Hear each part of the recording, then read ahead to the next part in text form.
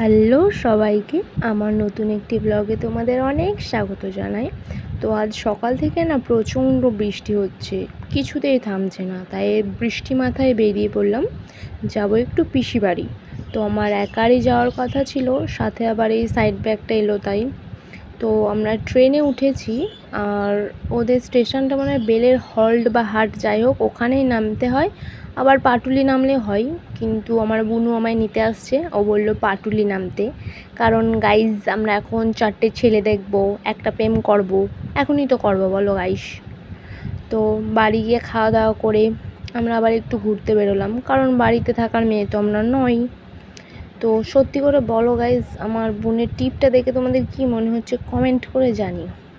জানো গাইজ, আমি আবার মিষ্টি দেখলে লোভ সামলাতে পারি না, তাই খেয়েই নিলাম। তো এরপর এটা আমরা গেছিলাম হচ্ছে কাঠি বাবার আশ্রমে, কিন্তু ভেতরে ভিডিও করা অ্যালাউ ছিল না, তাই আমি করতে পারিনি। কিন্তু ভেতরটা খুব সুন্দর, মানে যারা এখানে লোকালে থাকো তারা তো জানোই। আর এই নীল পলিশটা দেখেছো, এটা হলো এই ছাপড়িটার, জাস্ট কালারটা দেখো।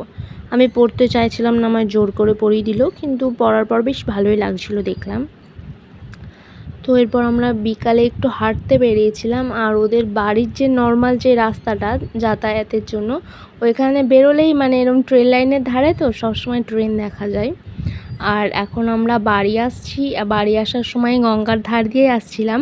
আর এই হচ্ছে এখানে শ্মশান ঘাট, এখানেই হয়তো আমাদের রাগ, জেদ, অভিমান, ভালোবাসা সব কিছু শেষ। তো এরপর ট্রেনে করে বাড়ি আসছিলাম, বাড়ি এসে দেখি আমাদের বুড়ুকে হরলিক্স খাবো না, সেই ইয়েটা আছে, ওর জন্য রেডি করেছে। তো আজকের ব্লগটা কেমন লাগলো জানিও। টাটা সবাইকে।